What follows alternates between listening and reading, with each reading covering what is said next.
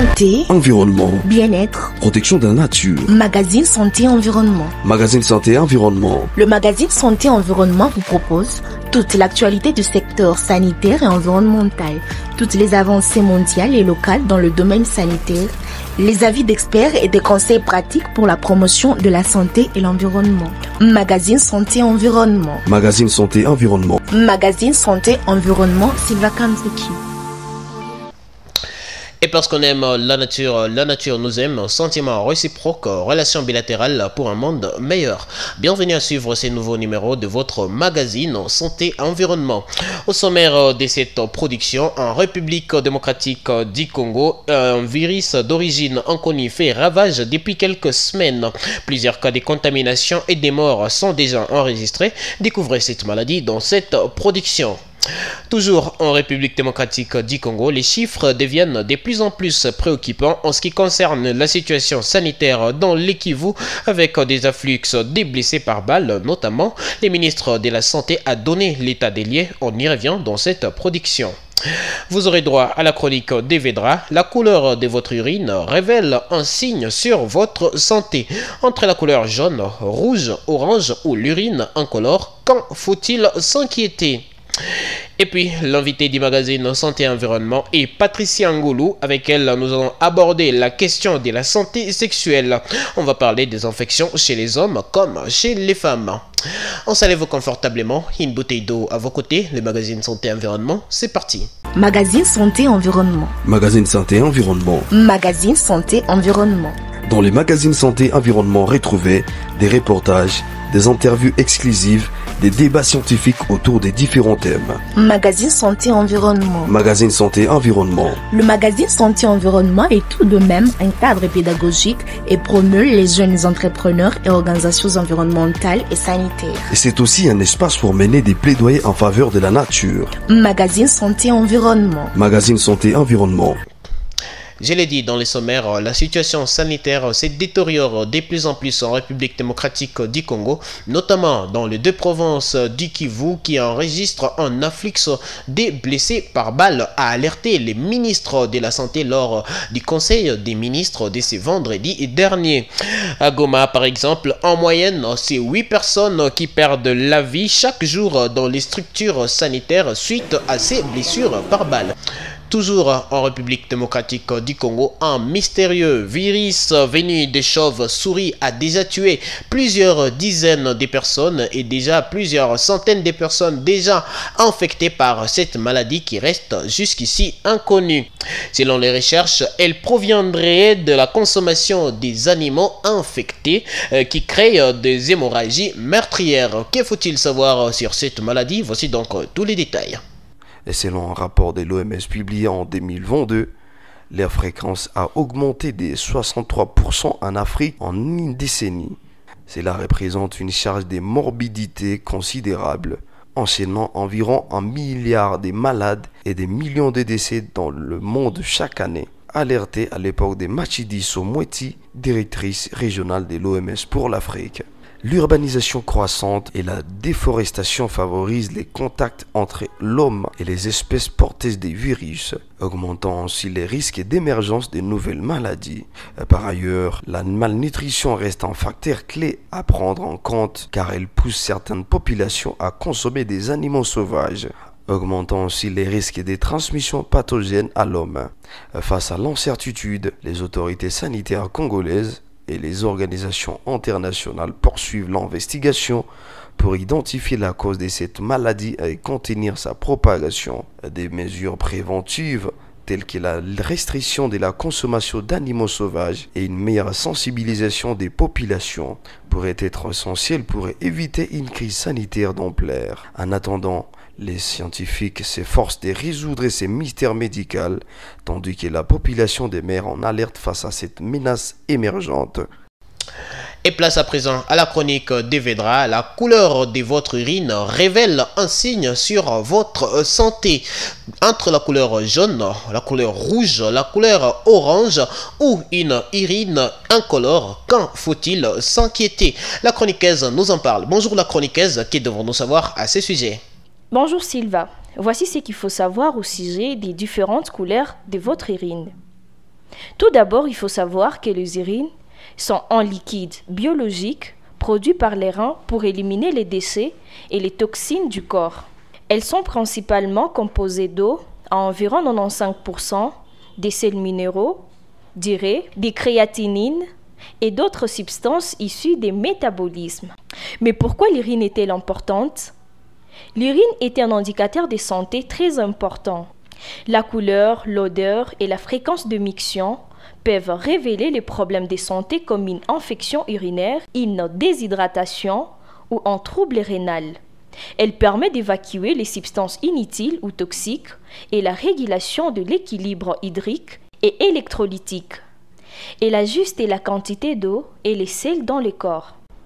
L'odeur de l'urine fraîche est généralement neutre, mais certains aliments ou infections peuvent altérer son odeur. Maintenant, quand faut-il s'inquiéter?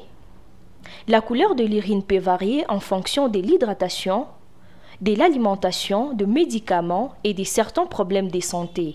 Les couleurs normales de l'urine sont soit les jaunes clairs à dorés, qui indiquent une bonne hydratation, soit les jaunes foncés, qui indiquent une déshydratation légère.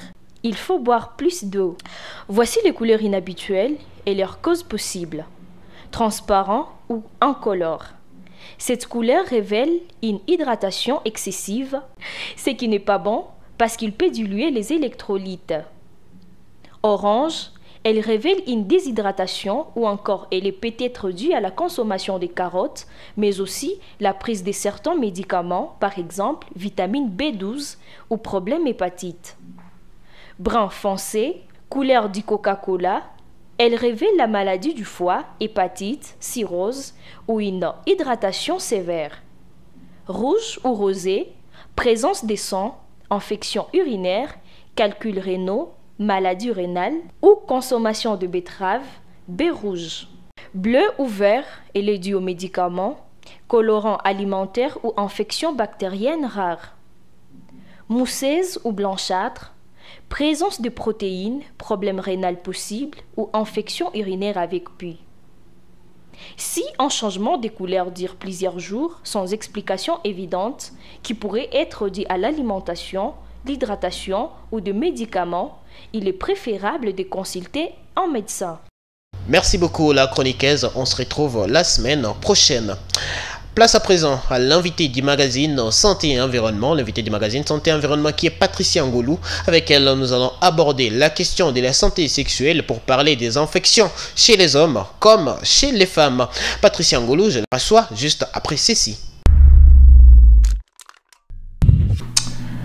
Madame Patricia, bonjour. Bonjour. Alors avec vous, nous allons aborder la question de violences sexuelles qui ont été observées pendant cette période des affrontements entre les forces armées de la République démocratique du Congo et les combattants du M23. Il y a beaucoup de cas qui ont été signalés, notamment il y a des cas à la prison Monzenze, il y a aussi des cas qui ont été signalés dans les camps des déplacés, des cas de violences sexuelles. Alors vous pouvez nous en parler un peu, vous avez suivi la situation de très près.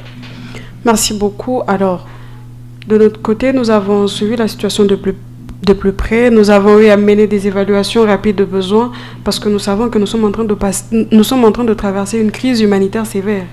Alors, beaucoup de cas ont été enregistrés, notamment pour la période allant du 24 janvier jusqu'au 31 janvier 2025. Nous avons eu à répertorier 149 cas de violences basées sur le genre. Et quand nous parlons de violences basées sur le genre, nous incluons directement les violences sexuelles.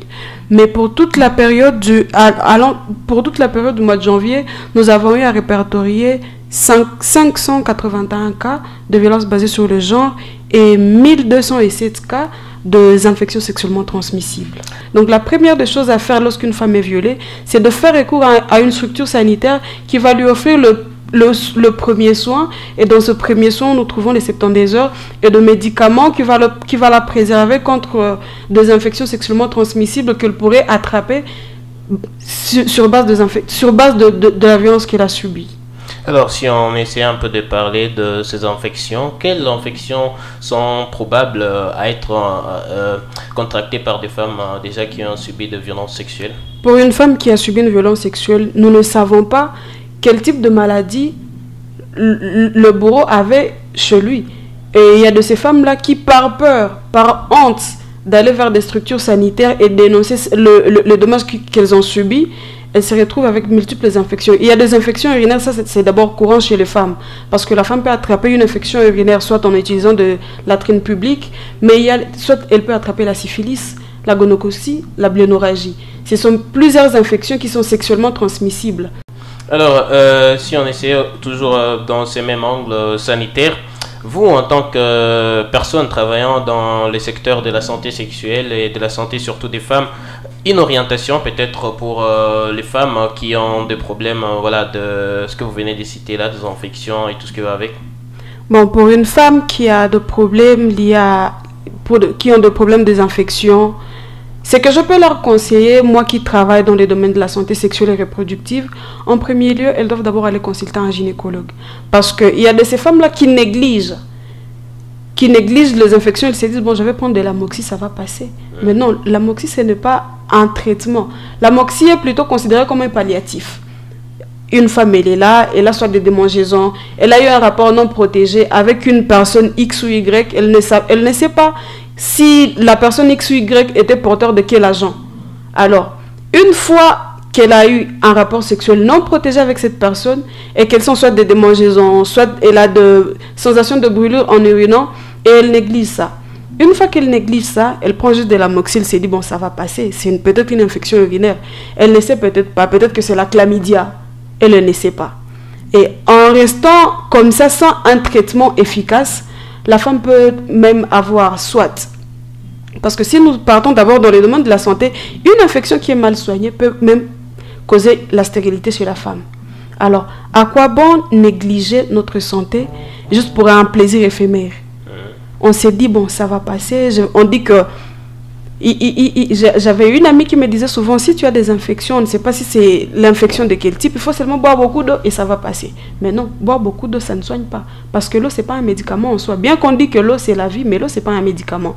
C'est que moi, je pourrais conseiller à ces femmes, c'est d'aller dans des structures sanitaires pour qu'elles puissent avoir accès à des soins qui vont leur permettre de garder une bonne hygiène. D'où nous, dans le domaine de la santé, nous invoquons ce que nous appelons communément l'hygiène menstruelle. Parce que quand nous parlons de l'hygiène menstruelle, nous voyons déjà, là nous enseignons déjà à la femme comment prendre soin d'elle, comment prendre soin de son corps, comment mieux connaître son corps pour qu'elle puisse savoir quand est-ce que j'ai une infection, quand est-ce que je dois aller voir un médecin pour X ou Y maladie, pour X ou Y infection. Donc moi, le conseil que je donnerais aux femmes, c'est une fois qu'elles ont un signal d'alerte d'une quelconque infection, c'est d'aller d'abord en premier le consulter un prestataire de soins pour qu'il puisse leur administrer le soin complet, soit... Bon, ça, je ne pense pas que ça soit dans le cadre. Pour qu'elle puisse leur administrer plutôt de soins adéquats. Alors, vous avez parlé d'un certain signal, si on restait sur la santé sexuelle, un signal que les femmes peuvent avoir, un signal qui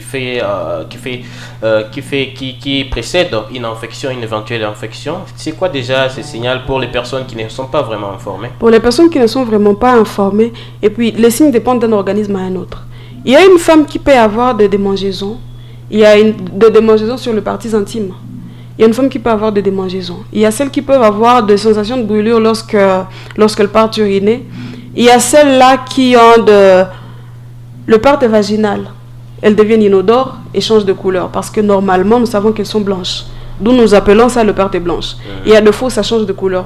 Ça devient comme du lait caillé ou soit ça devient ça a une odeur un peu nauséabonde. Ce sont des signes d'une infection. Elle peut être soit urinaire, soit une infection vaginale. Alors, est-ce que, toujours dans la santé sexuelle, est-ce que les hommes sont aussi exposés à des infections? Oui, les hommes aussi sont exposés à des infections. Comment ça se fait remarquer? Comment est-ce que ça se fait remarquer? Pour les hommes, c'est pas beaucoup plus comme chez les femmes, mais aussi chez les hommes, il y a une sensation il y a de démangeaisons au niveau de la verge. Et après des démangeaisons, il y a de formes de prurie qui apparaissent sur la verge de l'homme. Ça aussi, c'est un signe d'infection chez l'homme. Il y a ceux-là qui négligent, ils se disent, bon, peut-être que j'ai utilisé une mauvaise latrine, parce qu'une femme est beaucoup plus apte à attraper une infection qu'un homme. Parce que nous savons tous que l'appareil génital de la femme, elle est ouverte. contrairement à celui de l'homme. Alors pour une femme, c'est beaucoup plus facile de contracter une infection que chez l'homme. Alors lorsqu'un homme a ces sensations-là de démangeaison, il néglige, il se dit, bon, peut-être que c'est pas une bonne hygiène, ou bien peut-être que ce sont mes poils pubiens qui me démangent, mais pourtant c'est pas le cas, c'est aussi un signe d'infection. Et le traitement est pareil pour un homme que pour une femme? Bon, les traitements dépendent parce que il y a une femme à qui on peut donner des ovules qu'elle doit insérer dans son appareil génital, mais pour l'homme, ça ne sera pas le cas. Pour les hommes, c'est soit par des injections, soit par des solutions orales. Un conseil peut-être pour les hommes? Un conseil pour les hommes, c'est que je dirais aux hommes, lorsqu'ils ont déjà eu une sensation de démangeaison, lorsqu'il y a déjà des pruries qui apparaissent sur leur verge, l'important serait qu'ils aillent consulter un médecin. Parce qu'il y a de ces hommes-là, par ego, par fierté, ils négligent, ils se disent que bon, ça va passer, mais pourtant ça ne passe pas. D'où vous rencontrez un homme qui a eu à avoir des relations sexuelles avec une femme qui a peut-être la bléno, qui a la gono, et il attrape ça directement parce que ça ne va pas demander à ce qu'il puisse avoir des relations avec cette femme 5 ou 10 fois pour qu'il puisse attraper l'infection en question. Une seule fois suffit pour que cette personne puisse attraper l'infection. Merci à vous de nous avoir suivis jusqu'à la fin. C'était les magazines Santé et Environnement. Merci de rester fidèle à votre programme qui vous donne toutes les informations possibles sur votre santé, sur votre environnement et qui vous donne des conseils pratiques. Merci et prenez rendez-vous avec nous à la prochaine.